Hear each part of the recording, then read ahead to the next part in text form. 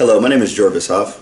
I am a Clemson graduate. I graduated in 1997 with an undergraduate degree in economics, and also stayed for graduate school and graduated with an MS in agricultural and applied economics in 2000.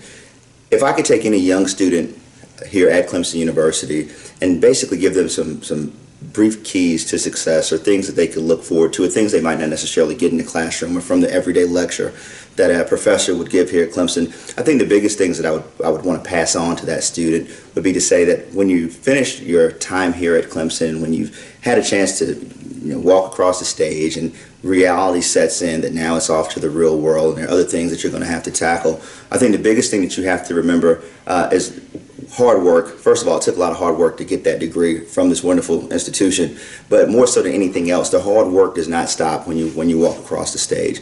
Other than that, also humility. When you walk into your first job and take that first job, the thing about it is that there are a lot of things in corporate America, there are a lot of things that basically are going to come to you that you were never prepared for. The classroom teaches you to be what my mother used to call educable. It teaches that you are able to be educated, you're able to be taught, so you have a degree.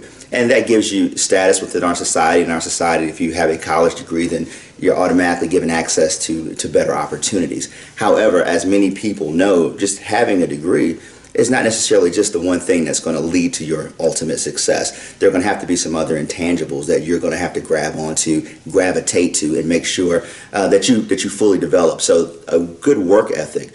You can be the smartest person in the world, you can be the most educated person in the world, but without a good, solid work ethic, it's all for naught. The other thing too is that when you walk into corporate America, if you're so blessed to start off your journey there, you have to remember humility, because what's going to happen is that you're going to walk in and you learn that success itself is a process. It's not a plateau. You're not going to be there from day one. You're going to have to watch. You need to look at your surroundings, understand where you are. You have to adapt to your surroundings. You have to learn to be that person that's adaptable and not that person that really goes against the status quo. I think the one thing I've learned from working at larger corporations is that it's almost like pledging your fraternity or a sorority, where you start off, and they basically, I hate to use the term pledge you in, but at the end of the day, what happens is that you walk in to a new job, to a new position, and it's a learning process that starts all over again. They don't care about those days that you got up at 8 o'clock to make sure that you were on time for class, because the person that's sitting next to you did the same thing. They've gone through that.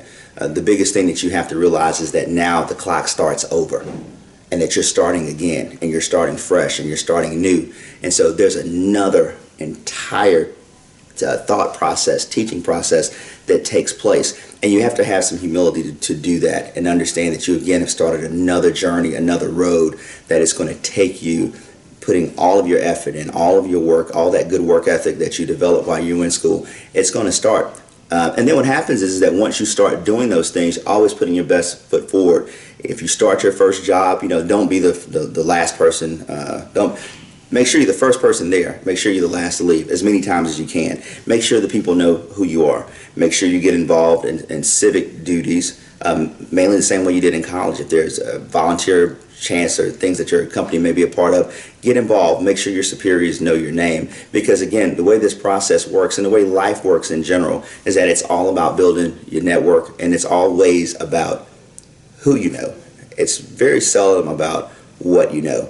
And it usually only takes about 2 to 3 years post-college, actually out in the real world, to realize, when you start seeing things that sometimes don't always equate, where you see successful people, that there's something else that makes this person successful. It's not that they came from the biggest school, it's not that they came from the best family, but they have certain intangibles that they've been able to hone. And once they hone in on those things and they develop them, they're actually able to use those tools to go out and make themselves very, very successful. So I think the biggest thing is that when you're leaving college, go ahead and realizing that you're pressing the reset button. The second you get that degree in your hand, or those degrees in your hand, you're hitting reset.